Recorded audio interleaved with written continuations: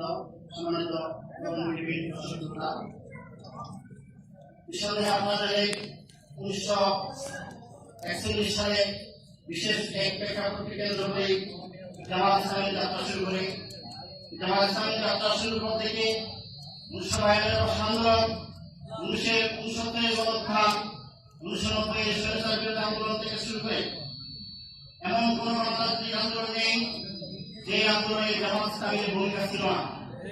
আপনারা জানেন জামাত ইসলামীর কাছে দেশের স্বার্থ বড়, দেশ এবং জনগণের স্বার্থে আমরা বারবার জুলুম নির্যাতন সহ্য করছি।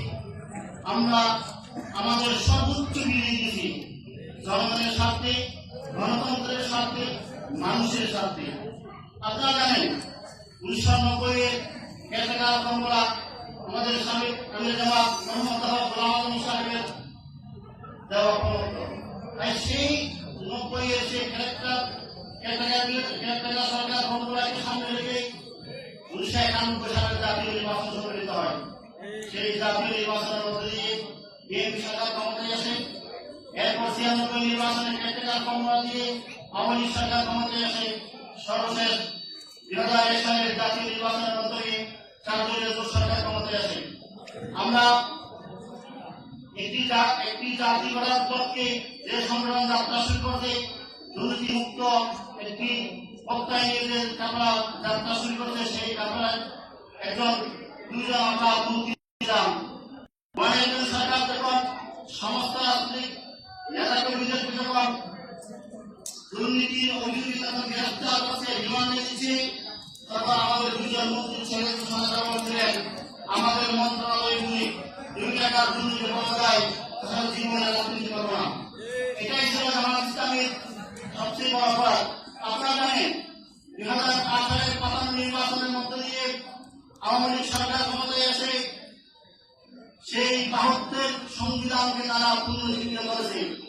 তারা সেই সুপরিকল্পিতভাবে পূর্ব নির্ধারিত কর্মসূচির মাধ্যমে তারা আমাদের জাতির শ্রেষ্ঠ সন্তানদেরকে সেনাবাহিনীদেরকে হত্যা করে বিডিআর বিদ্রোহের নামে মিথ্যা সাধারণ নাটকের মাধ্যমে আমাদের জাতির শ্রেষ্ঠ সন্তানদেরকে হত্যা করে আমাদের মেরুদণ্ড তারা ভেঙে দিয়েছে। এই ষড়যন্ত্রের দেশ বিরোধী ষড়যন্ত্রে লিপ্ত হয়ে তারা 2009 সালে বিবাহ বাধ্যক ফারাক্কা এবং চট্টগ্রাম বন্দরকে ভারতের হাতে তুলে দেওয়ার মতো দেশ বিরোধী চক্রান্তে তারা লিপ্ত হয়েছিলেন, দেশ বিরোধী ষড়যন্ত্র তারা পাশ করেছিলেন। সেই তারই ধারাবাহিকতায় তাদের সেই দেশ বিরোধী ষড়যন্ত্রের বিরুদ্ধে সোচ্চার আওয়াজ তোলার কারণে বাংলাদেশ জামাত ইসলামের শীর্ষ নেতৃবৃন্দদেরকে আজকে তারা হত্যা করেছে। ভারতের রয়ের এজেন্টের কারণে আমাদের দেশকে তারা পঙ্গু করে দেওয়া সেই আমাদের দেশকে তারা মাথা উঁচু করে চিন্তাধারা নিয়ে তারা আমার দেশকে পঙ্গু করার লক্ষ্যের সামনে রেখে তারা সর্বপ্রথম জামাত ইসলামের নেতৃবৃন্দকে তারা টার্গেট করে তারা আমাদের নেতা নেতৃবৃন্দদেরকে হত্যা করেছে। হাজার হাজার মামলা দিয়ে আমাদেরকে রিমান্ডের পর রিমান্ড, নির্যাতনের পর নির্যাতনের মধ্যে দিয়ে তারা আমাদের একটি সুশৃঙ্খল সংগঠনকে তারা কোনরকম কার্যক্রম করতে দিচ্ছে না। তারা আমাদেরকে রাজনৈতিকভাবে মোকাবেলা করতে সম্পূর্ণ যখন ব্যর্থ হয়েছে, আদর্শিকভাবে যখন আমাদেরকে মোকাবেলা করতে তারা সম্পূর্ণভাবে ব্যর্থ হয়েছে, তখন তারা আমাদেরকে শেষ হত্যা করে গুম করে নির্যাতন করে শেষ করার জন্য ষড়যন্ত্রে বের করেছেন। কিন্তু আজকে আমরা যখন 2011 সাল থেকে শুরু করি আমাদের হাজার হাজার নেতাকর্মীকে তারা গ্রেফতার করেছেন, রিমান্ডে নিয়েছেন। এমনকি আমাদের নেতাকর্মীদেরকে সিদ্ধান্ত নিয়ে বাড়িতে জুমা নামাজ আদায় করতে হয়েছে। কারণ আমরা মসজিদে যখন যেতাম তখন আমাদেরকে গ্রেফতার করে রিমান্ডের পর নির্যাতনের পর নির্যাতন করে আমাদেরকে ধরিয়ে দেওয়ার জন্য ষড়যন্ত্র করেছেন। আপনাদেরকে মনে রাখতে হবে, বেশিরভাগ যখন আসে তখন প্রত্যেকজনকে মূল্য দিতে হয়। বেশিরভাগ যখন কোন দেশের উপর যখন চাপ বসে তখন জামাত ইসলামী বিএনপি কেউ কাউ চাপবে না। আপনারা জানেন যে বেশিরভাগ যখন আসছিলেন তখন আমাদের উপর যখন নির্যাতন শুরু হয়েছিল তখন সবাই চুপ ছিলেন, আমাদের বলার মতো কোনো জায়গা ছিল না। আমরা গভীরতা রব্বুল আলামিনের কাছে ফরিয়াদ করেছিলাম, আমাদের মনের দুঃখ বেদনাকে আমরা রব্বুল আলামিনের কাছে বলছিলাম। আজকে কালের বিবর্তনে আজকে বেশিরভাগ পুরো সমাজ রাষ্ট্রে এমন পৌঁছে গেছে যে একটা জগৎ পাথরের মতো সবাই বসে আছেন। তখন তারা সেই ভিত্তিহীন মামলা দিয়ে তারা সেই সাধারণ নির্বাচন দিয়েছিলেন। আপনারা জানেন একটি সরকার গঠন করার জন্য 171টি সিট যথেষ্ট ছিল, কিন্তু সেই 2014 জাতীয় নির্বাচন আমরা কি দেখলাম?